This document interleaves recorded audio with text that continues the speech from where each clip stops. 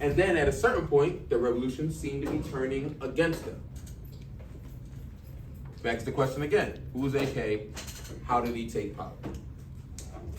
All these notes have to be taken in order for you to activate your thinking brains to what information you need to answer questions at the end of the text. Okay? And then it goes on to say, this is not necessary, but it is important to understand, what's the word I'm looking for? When you're looking at, no, I have the word, I'm asking y'all.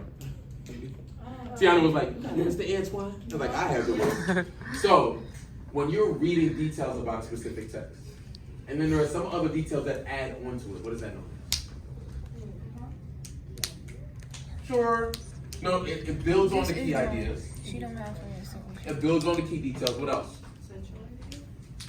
It gives you a central idea.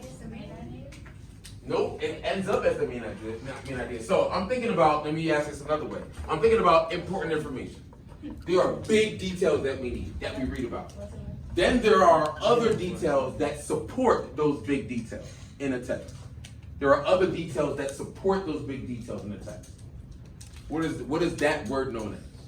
It's not the biggest piece of information, but it adds on to the biggest piece of information. What is it known as? Supporting ideas, but there's another word for it that we use all the time, that we will use in 8th grade a lot more. Oh, well, yes, but that's not it. Yes, say it. Context, not clues, but just context, right? Context is extra background information that you need to continue to build knowledge on what you're learning about, right? So, all of this that we highlighted, that we took gists on, and annotations are our big ideas, right? The rest of it is known as context to continue building up what we need to learn. So, on the 40th anniversary of their protest, this is just explaining the article. CBC radio producer Danye Zay spoke to 3 women who were on the streets of Tehran fighting to turn the tide of history. Hold on, when it was 40th anniversary, it means 40 years. 40 years from 1979.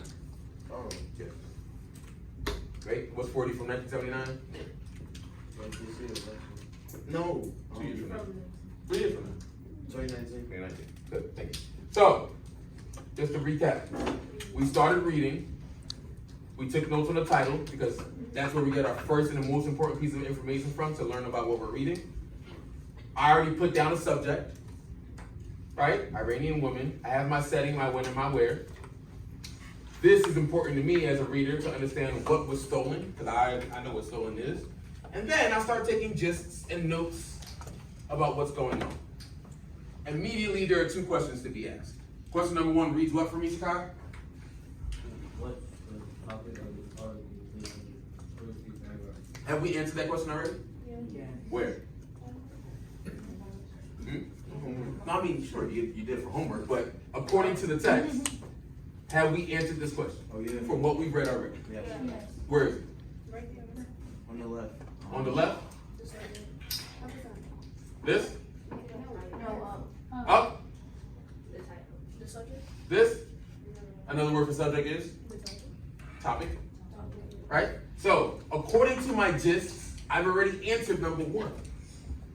What's the topic of this article based on the first 3 paragraphs? Our subject is our topic, Iranian women. Right? Now we can put Iranian women revolting, here's my answer, in 1979. You should. If you had that already from homework, that's pretty great, right? If it hasn't matched just yet, this is why I want y'all to use pens in ELA, because you guys be hiding and erasing your mistakes, and I don't like it. You have to show your mistakes to see how you've grown. Just, if you want to cross it out, it's fine, but then write the right answer. You didn't have one there.